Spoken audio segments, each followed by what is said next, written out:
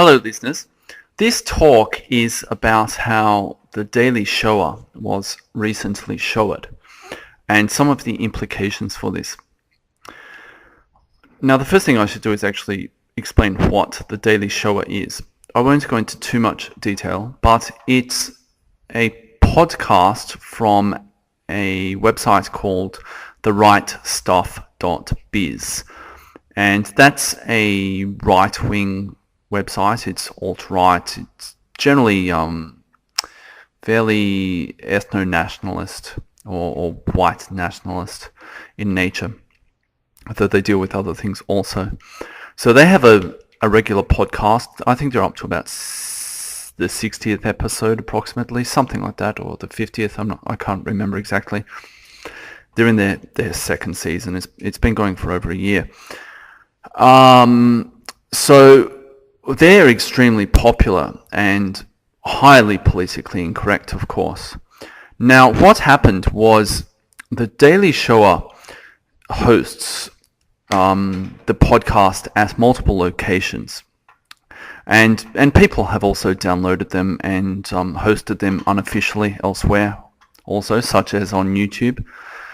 So one of the locations at which they had this podcast until last week was a place called SoundCloud, which hosts podcasts. There are lots of different podcasts from all sorts of people and organizations and so on. So the Daily Shower comes out on Tuesdays in the US, and on Wednesday morning in the US of last week, SoundCloud deleted their files and their account, essentially. And they had to pay for that account. And I guess they lost the money that they'd already paid for the account, because I think you have to pay for a whole year or something up front. So they lost everything, basically. And SoundCloud sent them an email about them violating their terms of use. And I won't read the entire email. They posted that on the on an article about this, about the shower getting showered. I'll just read one small section. As an open platform, freedom of expression is important to us. However, there are certain types of content that have no place on SoundCloud. In order to protect the community and maintain positivity, please don't post hate speech. You are welcome to share your opinions and beliefs on SoundCloud, even if they might be controversial or challenge the status quo.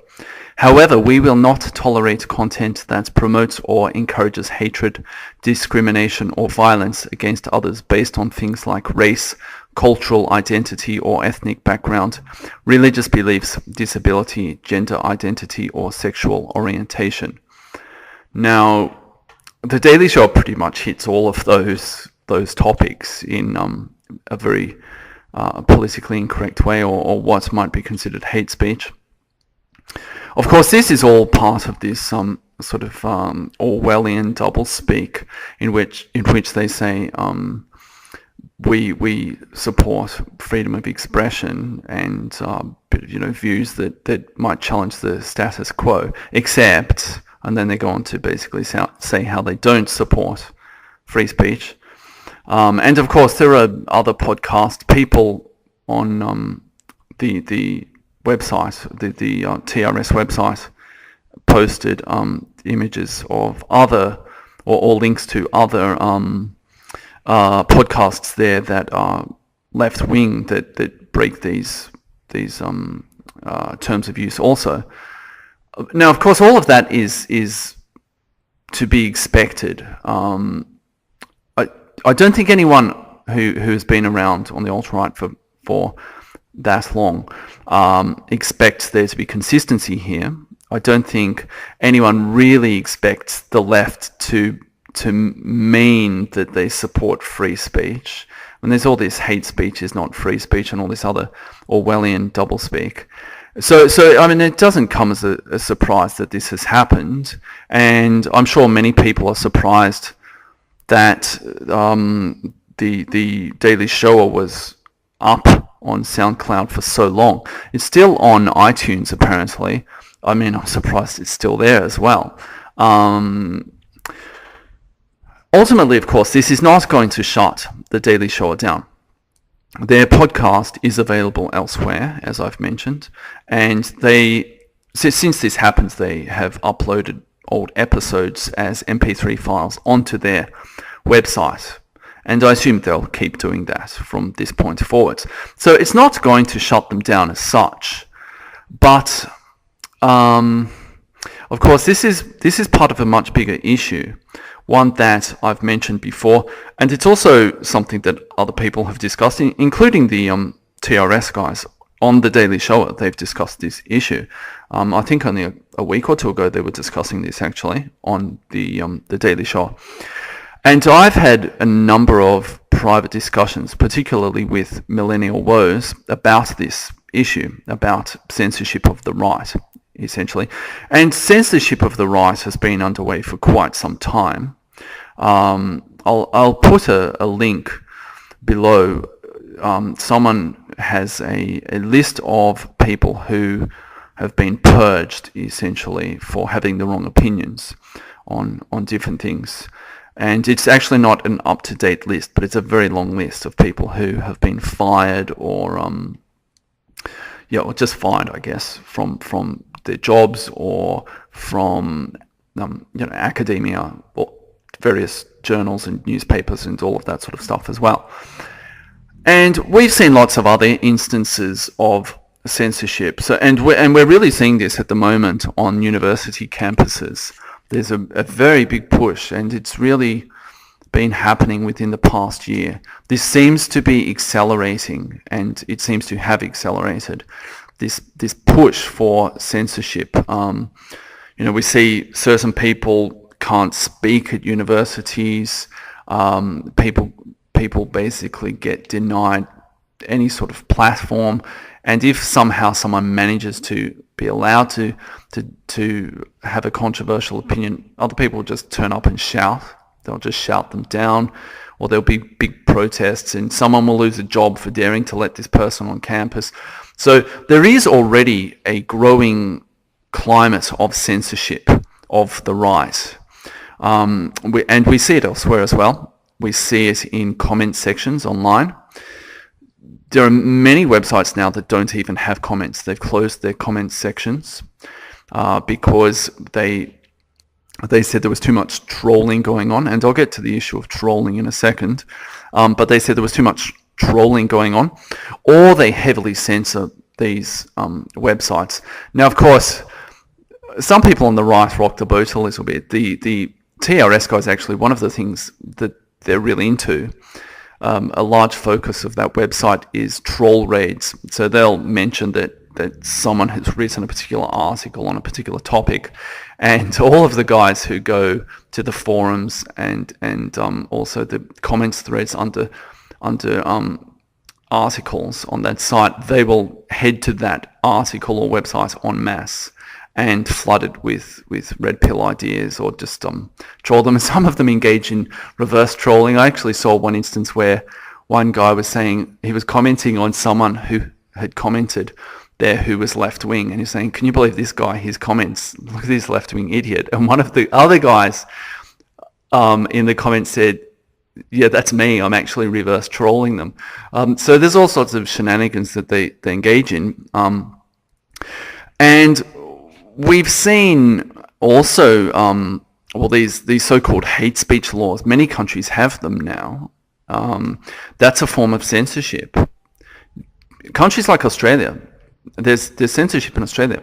They can't say that they have free speech in Australia. They don't have free speech in Australia. They don't have free speech in many European countries because of these so-called hate speech laws. That's censorship. That's all it is. It's censorship, because otherwise you risk prosecution. It's censorship.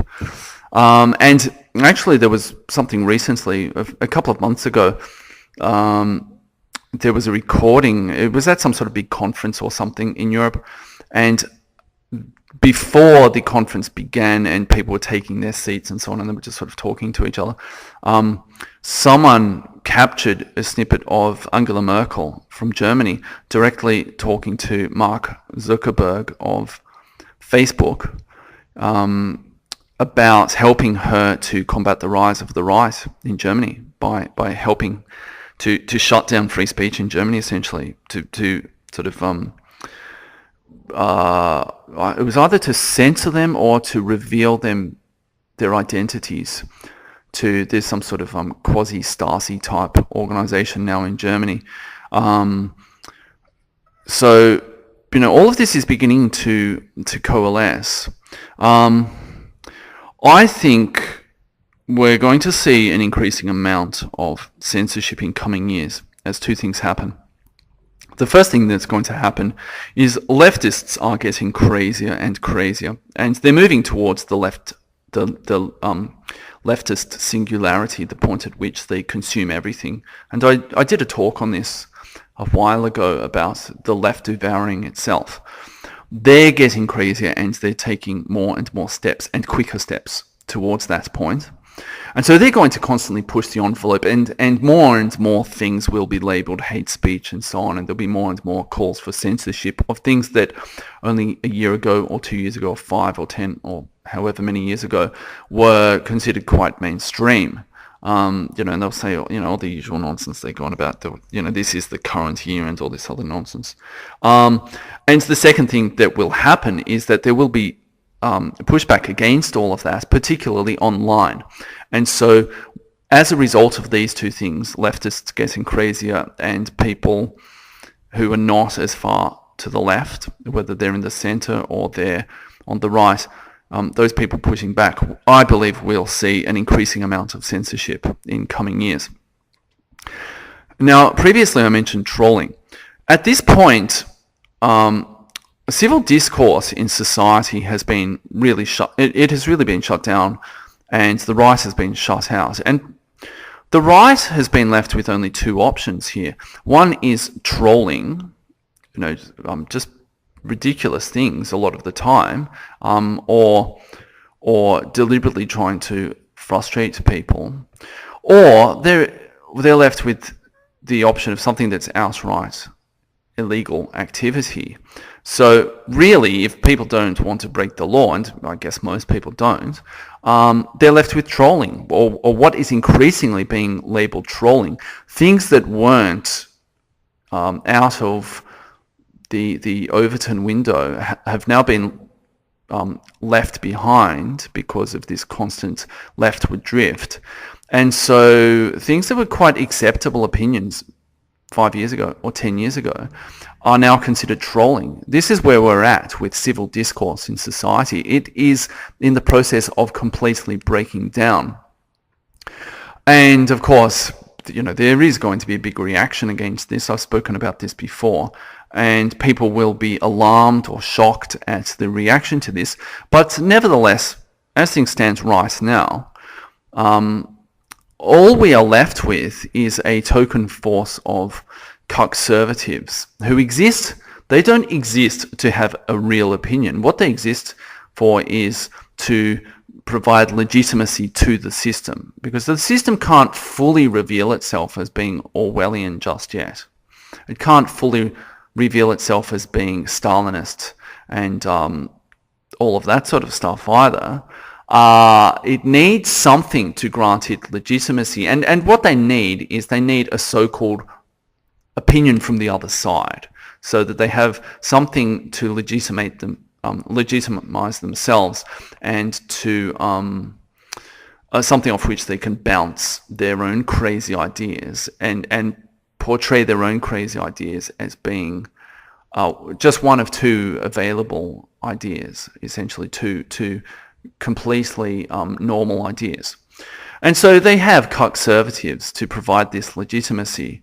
And as I've mentioned several times already, anything that is basically not conservative, sort of the outer wing of the official discourse of the official party line, all of that, and those people who talk about those things, all of that is now censored, shamed, or just labelled trolling, and increasingly becoming illegal. A lot of things that were legal and quite reasonable are now actually illegal. Hence all of these so-called hate speech laws and all the rest of it.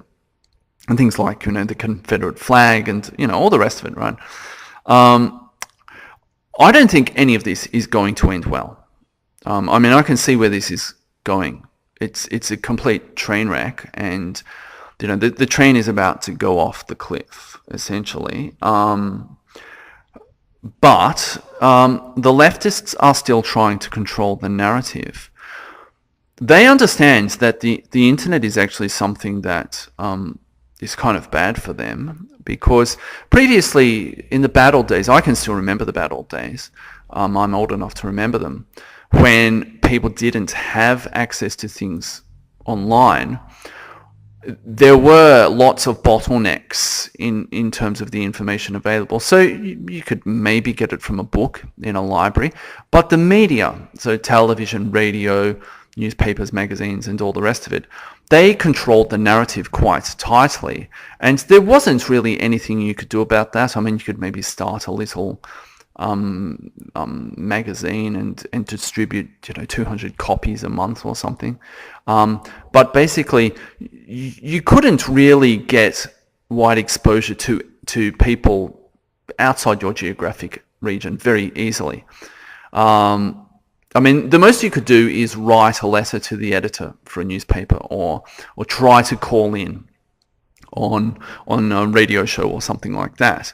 And of course, they could screen you quite easily and basically shut out entire types of opinion and so on. But the internet now has it's opened Pandora's box for the left, because due to its decentralized, accessible, and anonymous nature, it has become a haven of resistance, one of the last havens of resistance. And the right have fully embraced this. They don't need to try to call in on talk radio. They don't need to write a letter to the editor.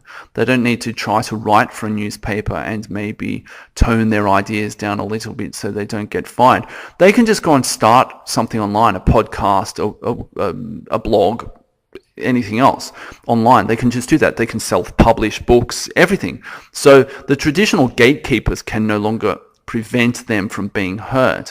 And this really upsets the left, because they can't fully control the narrative anymore. This channel, this YouTube channel, is an example of this. And the growth in YouTube channels and podcasts and blogs and all the rest of it online from people on the alt-right has been exponential in the past few years. They can't control us now. We can organize, we can discuss things with each other, we can network, all of these sorts of things. So for the left, the internet must be controlled, and they need to shut the right out of the public discourse, or they need to expose them. Now, they probably can't fully shut them out, but they can try to expose them and get people fired from their jobs and so on. So I think that in coming years, major websites and various social networking platforms and so on, things such as Twitter, YouTube, Facebook, and others, are going to start clamping down on free speech in a very big way. Within the next few years, I think. I don't know when it will be exactly, but I think within 5 years, it might even be less. I would not be surprised, actually, if it were within the next 2 years. I think there's probably a 50-50 chance that within the next 2 years, they're going to start doing major purges. They have done this before, and the example of the Daily Shower being showed is an example of this, but it has been fairly piecemeal. It hasn't been systematic so far. I think it is going to become more systematic, because they are going to become increasingly frustrated at losing control over the narrative. They have already done this somewhat by closing comment sections on particular websites because of the inability to control this. But I think they're going to do it much more systematically than they have so far. And they may even put legal or commercial pressure on ISPs, because you could say, well, we'll just have our own websites, for instance.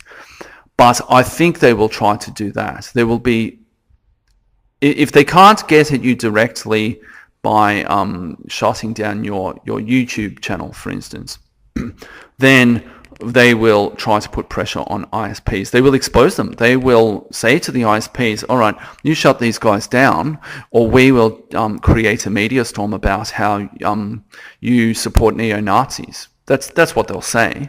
And so the ISPs, they won't want that, of course, they won't want that sort of publicity. So they will start shutting people down. Now, I don't know enough about the technical details of all of this, but I think this will probably require people to either set up outside of Western legal jurisdictions, because they will prosecute people as well. Have no doubt about that. They will not just try to shut people down, they will be prosecuting people. I mean, that's what Angela Merkel is trying to do in Germany now. So it will either require people to do things like have their websites hosted outside of Western legal jurisdictions where they could be prosecuted for the content on those websites, or they might need to have untraceable ISPs, or it would require people to burn through accounts, so-called sock puppets, on a fairly regular basis.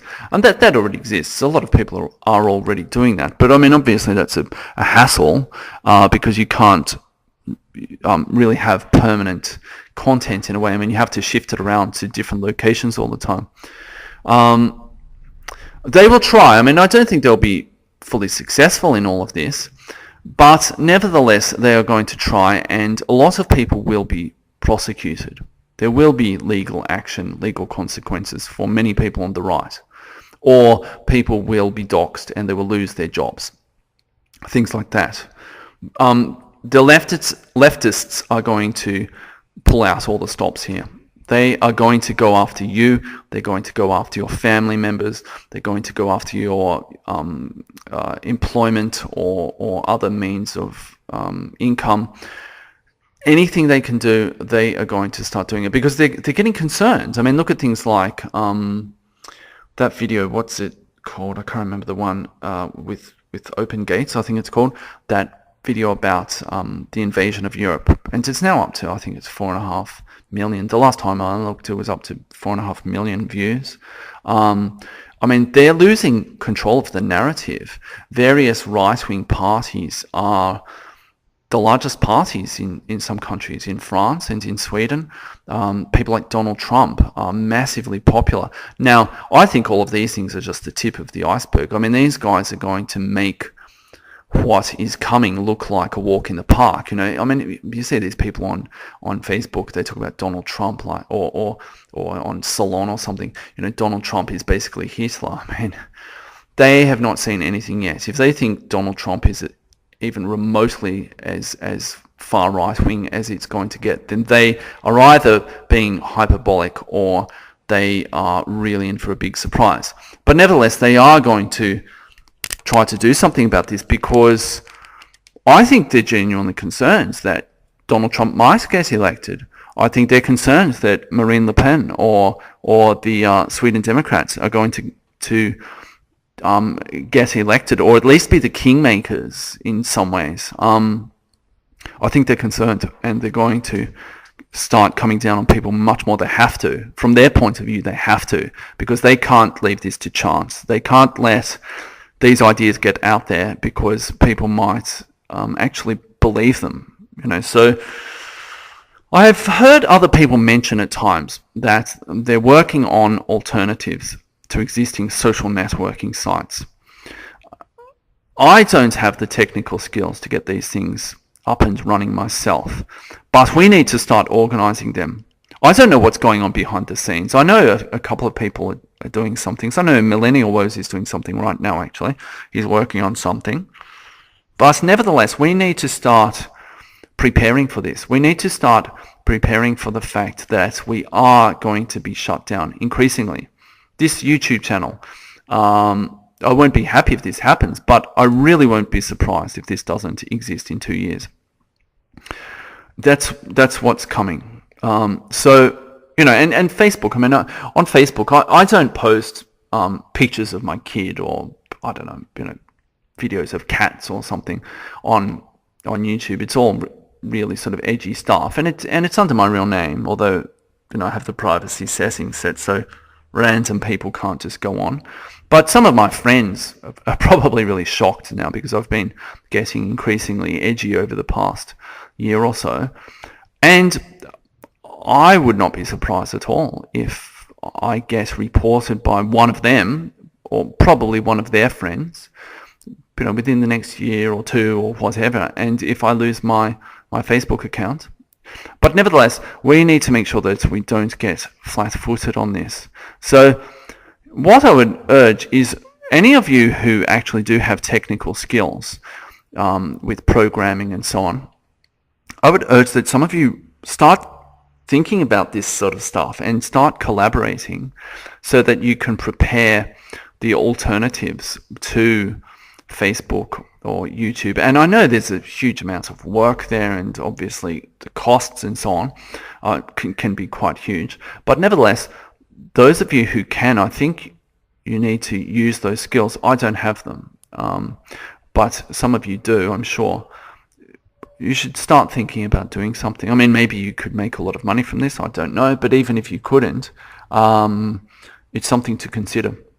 So thank you for listening to this, and let me know what you think below.